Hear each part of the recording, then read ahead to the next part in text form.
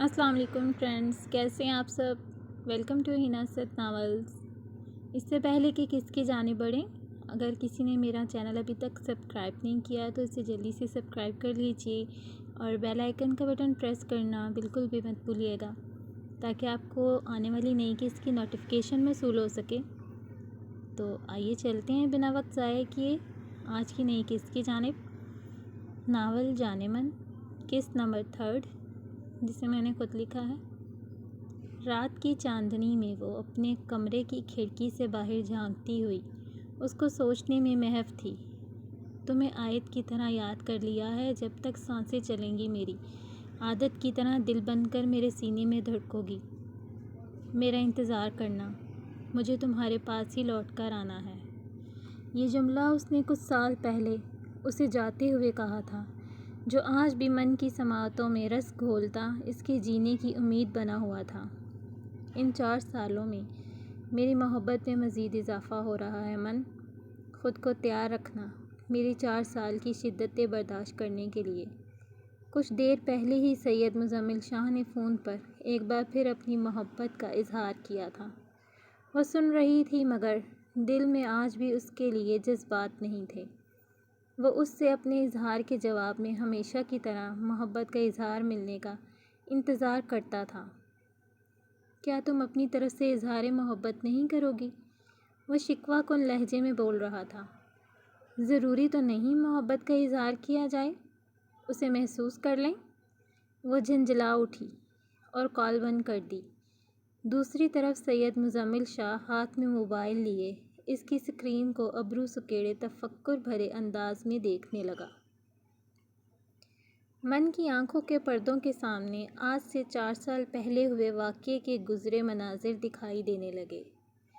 سید مزمل شاہ نے شہر میں کالج کے دوستوں کے ساتھ اپنی 18ویں سالگرہ سیلیبریٹ کرنے کا پلان بنایا تھا۔ گاؤں سے اس کے والد سید مختار شاہ اور والدہ ساریہ بھی اس میں شامل ہونے کے لیے آئے تھے۔ سید مزمل شاہ کی birthday celebrations first floor پر منعقد کی گئی تھیں، جبکہ گراؤنڈ فلور پر کسی کی شادی کی تقریب جاری تھی۔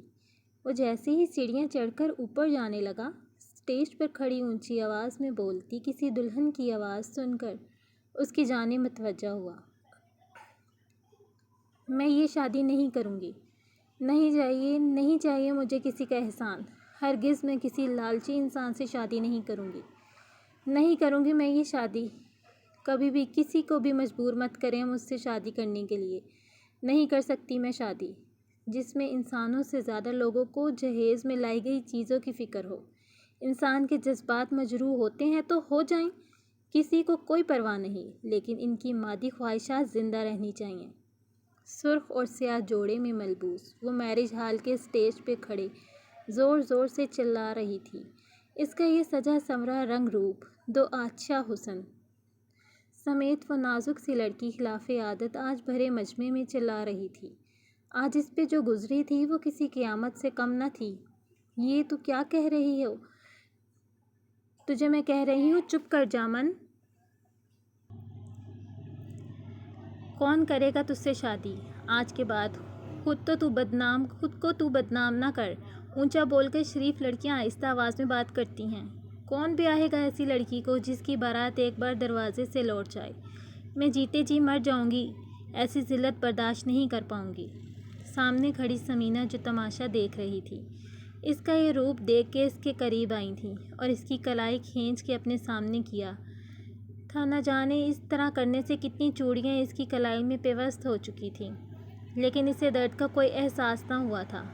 اس کی متوقع ساس کے کچھ دیر پہلے بولے گئے لفظ چابک کی طرح لگتے اس کے دل کو گھائل کر گئے تھے۔ وہ مزید سہ نہ پائی، اس کے صبر کا پیمانہ چھلک گیا۔ وہ زخمی ناگن کی طرح بھرے مجمع میں پھنکاری تھی۔ ظالم کے ظلم کے آگے سر جھکانا اور ان کی اطاعت کرنا بھی ایک جرم ہے اماں۔ کیا نہیں دیا آپ نے انہیں؟ اپنا سب بیچ کر ان کے خاندان کے ایک ایک فرد کے کپڑے، اپنی بالیاں بیچ کر ان لالچیوں کو سونا۔ ایک گاڑی نہ ملنے پر یہ لوگ بارات واپس لے جانے کی دھمکی دے رہے ہیں۔ اب بیچنے کو کیا رہ گیا ہے آپ کے پاس؟ کیوں منتیں کر رہی ہیں ان لوگوں کی؟ بتائیں مجھے، کیا کمی ہے آپ کی بیٹی میں؟ بتائیں۔ ارے ان کی مانگیں تو بڑھتی جائیں گی اور مرتے دم تک بڑھتی رہیں گی۔ یہ اپنے ڈاکٹر بیٹے کو کیش کروا رہی ہیں، اس کا گھر نہیں بسا رہی۔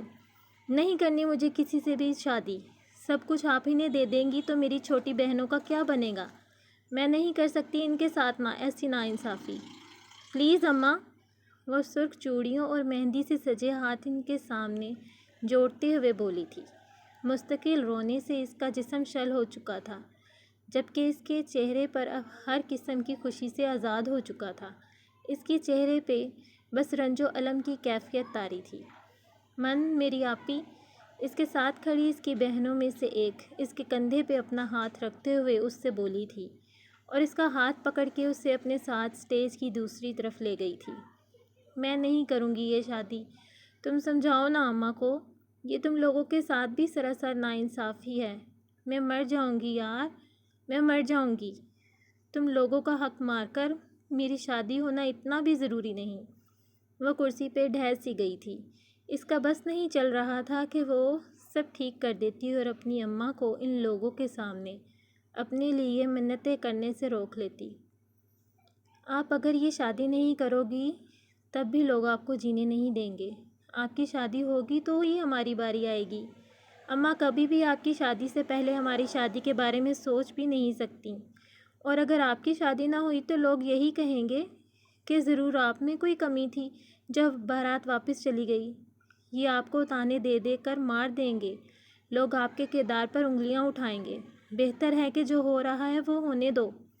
وہ گھٹنوں کے بل اس کے سامنے بیٹھی اسے سمجھانے کی کوشش کر رہی تھی۔ کاش میں پیدا ہی نہ ہوئی ہوتی، میرا پیدا ہونا کیا ضروری تھا؟ اماں کی ساری ٹینشنوں کی وجہ میں ہوں، مجھے ہی مر جانا چاہیے، وہ حلق کے بل چلائی تھی۔ میں کروں گا اس سے شادی۔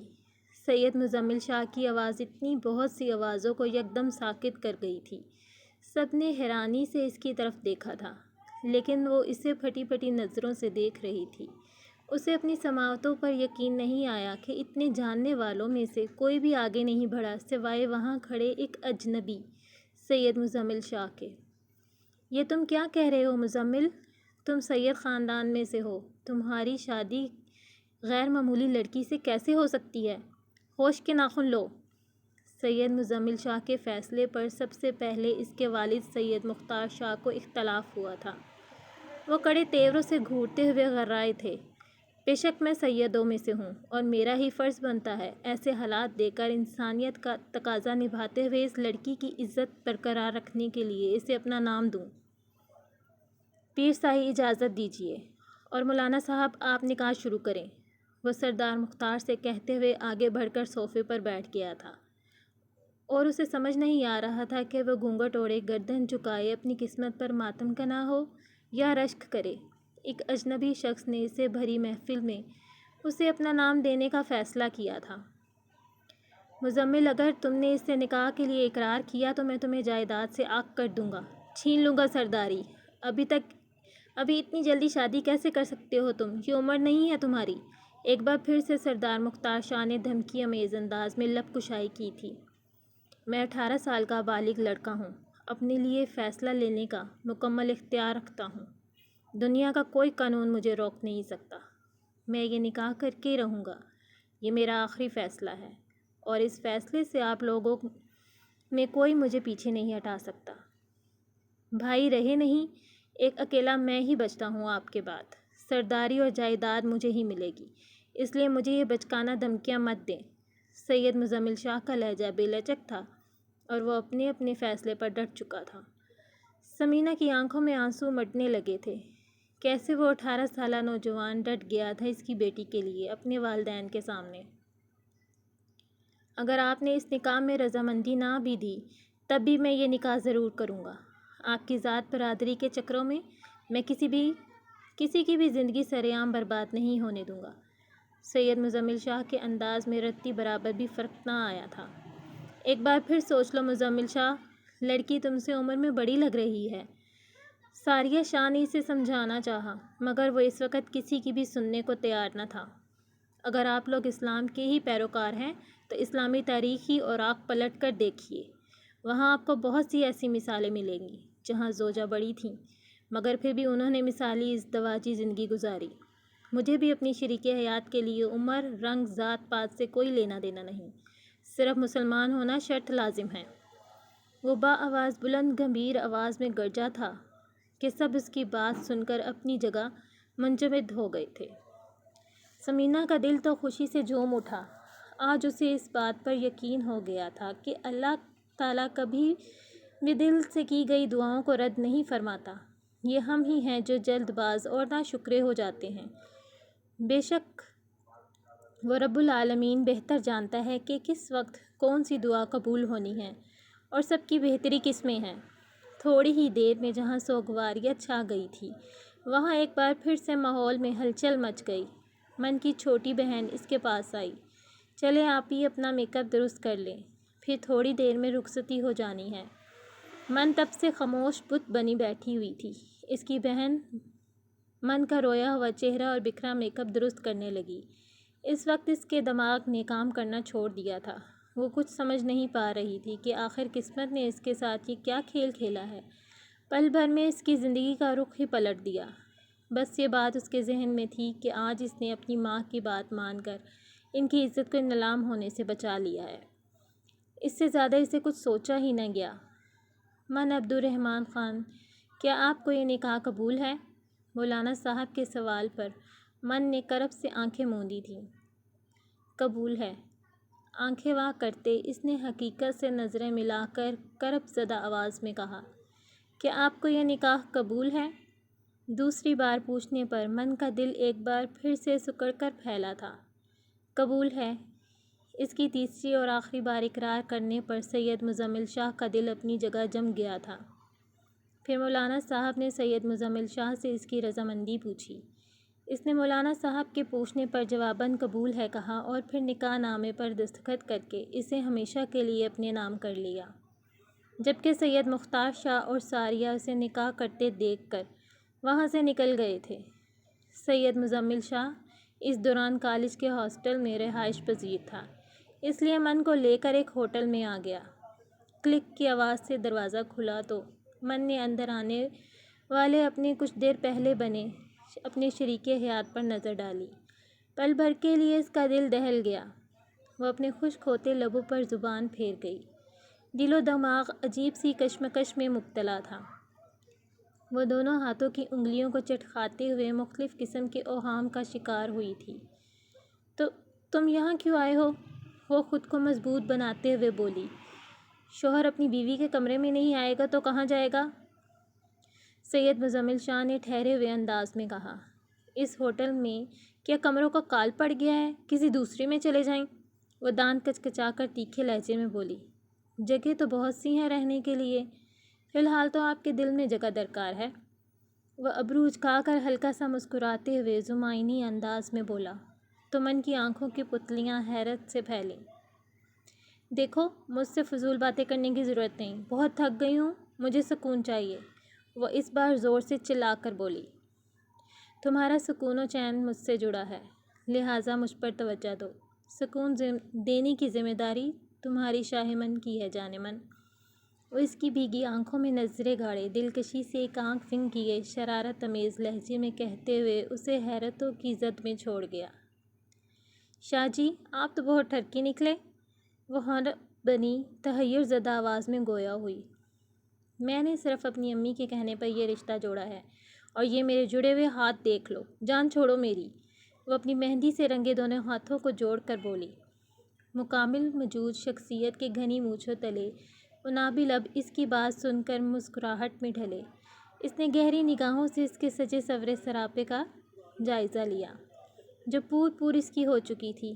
اب اس پر حق تھا تو صرف سید مزمل شاہ کا۔ اس احساس نے ہی اس کے دل میں سرشاری سی بھر دی تھی۔ رشتہ تو جڑ گیا نا، جیسے بھی جڑا۔ میری بات سمجھنے کی کوشش۔